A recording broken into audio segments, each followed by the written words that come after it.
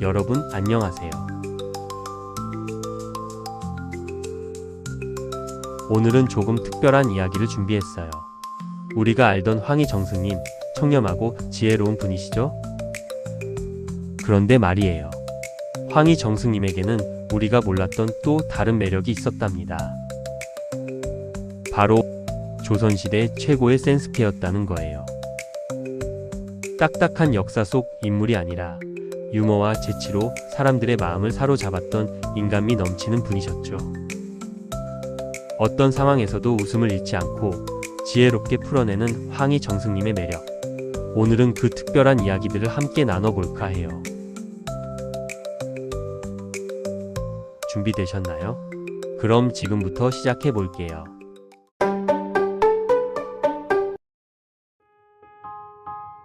황희정승님의 가장 유명한 일화 중 하나죠.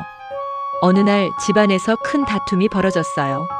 한쪽에서는 이렇게 주장하고 다른 쪽에서는 저렇게 주장하면서 서로 자기 말이 옳다고 하는 거예요. 그 모습을 지켜보던 황희정승님께서 한 분 한 분의 이야기를 차례로 들어보셨어요. 첫 번째 사람의 이야기를 듣고 나서 말씀하셨죠. 내 말이 옳구나. 그 다음 사람의 이야기를 듣고 나서도 말씀하셨어요. 내 말도 옳구나. 그 모습을 보던 다른 사람이 의아해하며 물었어요. 정승님, 두 사람의 말이 완전히 다른데 어떻게 둘 다 옳을 수가 있습니까? 그러자 황희정승님께서 빙그레 웃으시며 말씀하셨답니다.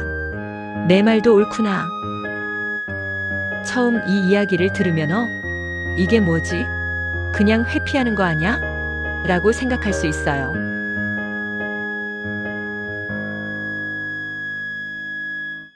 하지만 자세히 들여다보면 이건 단순한 회피가 아니에요. 황희정승님의 고차원적인 공감 능력과 지혜가 담긴 말씀이었던 거죠. 우리 일상을 한번 떠올려 볼까요? 직장에서 A 동료는 이 프로젝트는 속도가 중요해요. 빨리 출시해야 합니다. 라고 주장해요. 속도 우선. A 팀원의 외침. B 동료는 아니에요. 완성도가 더 중요합니다. 시간이 걸려도 제대로 만들어야죠.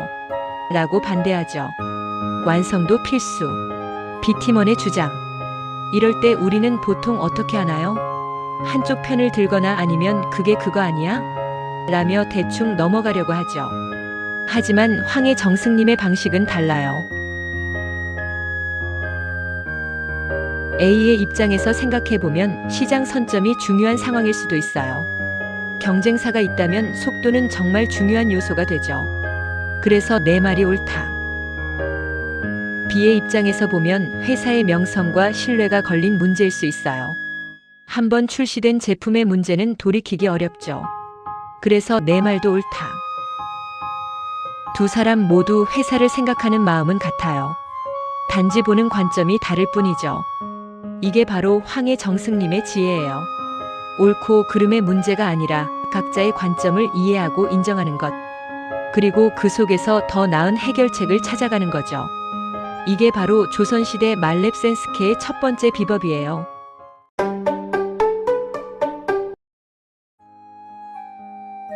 황희정승님에게는 또 다른 유명한 일화가 있어요. 어느 날 황희정승님께서 농사일을 하는 농부를 만나셨어요. 농부 옆에는 밭을 가는 소가 있었죠. 황희정승님께서 그 소에 대해 궁금한 게 생겼어요. 보통 사람 같으면 어떻게 했을까요? 이 소 나이가 어떻게 되나요? 건강한 소입니까? 그냥 큰 소리로 물어봤겠죠. 하지만 황희정승님은 달랐어요. 농부에게 다가가서 귀에 대고 작게 속삭이듯 물어보셨답니다. 농부가 의아해하며 물었어요. 정승님, 왜 그렇게 작은 목소리로 말씀하십니까? 그러자 황희정승님께서 대답하셨어요. 말 못하는 소일지라도 자기에 대한 이야기를 듣게 되면 기분이 좋지 않을 수 있지 않겠소? 그러니 소가 듣지 못하게 작게 이야기해야 하는 것이요. 이 이야기를 들으면 소까지 배려하다니 너무 과한 거 아냐? 라고 생각할 수도 있어요. 하지만 이건 단순히 소를 배려한 게 아니에요. 황희정승님의 깊은 통찰과 철학이 담긴 행동이었죠. 우리 주변을 한번 생각해 볼까요? 직장에서 상사가 다른 직원들이 있는 자리에서 큰 소리로 말해요. 김대리, 이번 보고서 왜 이 모양이야? 이렇게 일하면 안 되지. 그 직원은 어떤 기분일까요? 창피하고 자존심이 상하고 위축되겠죠. 황해 정승님은 이걸 알고 계셨어요. 말을 알아듣지 못하는 동물조차 자신에 대한 이야기를 들으면 기분이 나쁠 수 있다는 것을요. 하물며 사람은 어떨까요? 요즘 우리는 SNS 시대를 살고 있어요. 페이스북, 인스타그램, 트위터, 모든 게 공개되는 세상이죠. 그래서 더 조심해야 해요. 직장에서 누군가를 지적해야 한다면 따로 불러서 조용히 이야기하는 거예요. 회의 시간에 여러 사람 앞에서 지적하는 게 아니라요. 그 사람 없을 때 말하면 되지 뭐라고 생각할 수 있어요. 하지만 황해 정승님은 소도 배려하셨어요. 하물며 나중에 들을 수 있는 사람에 대해서는 어떨까요? 이 글을 당사자가 보면 어떤 기분일까? 혹시 누군가에게 상처가 되진 않을까? 클릭하기 전 잠깐만 멈춰서 생각해 보는 거예요. 황해 정승님은 심지어 소에게도 이런 배려를 하셨어요. 우리는 어떤가요? 우리가 마주하는 사람들에게 이런 배려를 하고 있나요? 이게 바로 조선시대 말렙센스케의 두 번째 비법이랍니다.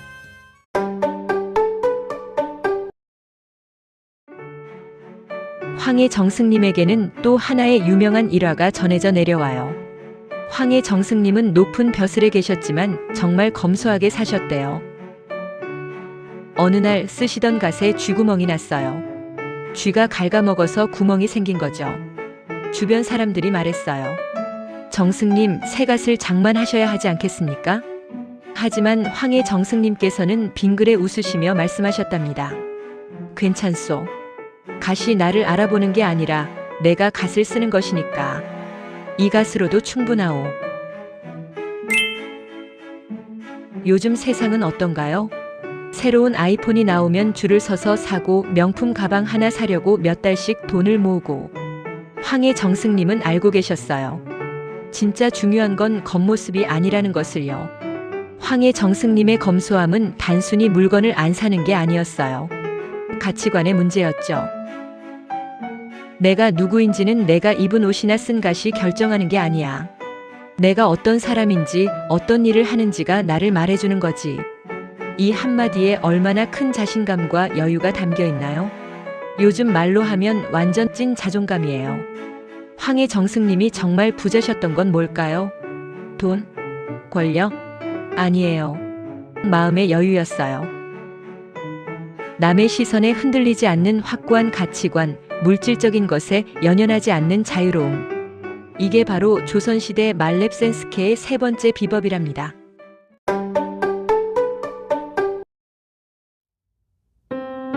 오늘 우리는 황해 정승님의 세 가지 매력을 함께 살펴봤어요. 첫째, 내 말도 옳다는 고차원 공감력과 유머러스한 센스. 둘째, 소의 귀에 대고 속삭이는 섬세한 배려와 성숙한 소통법. 셋째, 쥐구멍 난 갓을 당당하게 쓰는 여유와 확고한 가치관. 황해 정승님은 단순히 청렴한 분이 아니었어요. 유머와 재치, 따뜻함과 지혜를 모두 갖춘 진짜 멋진 분이셨죠. 우리도 오늘부터 한번 실천해 볼까요? 작은 실천부터 시작하면 돼요. 황해 정승님처럼 유머러스하고 재치 있고 따뜻한 사람이 될 수 있을 거예요. 오늘 이야기가 여러분에게 조금이라도 도움이 됐다면 좋겠어요. 그리고 일상에서 만나는 사람들에게 황해 정승님의 지혜를 나눠주세요. 우리 모두 조금씩만 실천하면 세상은 분명 더 따뜻해질 거예요. 명상 시간을 가지며 마무리하겠습니다. 가장 편안한 자세로 앉거나 혹은 부드럽게 누워서 천천히 눈을 감아주세요. 이제 깊고 부드럽게 숨을 들이마셔 보세요. 코로 천천히 숨을 들이마시면서 배가 부드럽게 부풀어 오르는 것을 가만히 느껴보세요. 그리고 천천히 숨을 내쉬면서 오늘 하루 쌓였던 욕심과 불필요한 생각들 그리고 걱정들을 모두 스르르 내보내시기 바랍니다.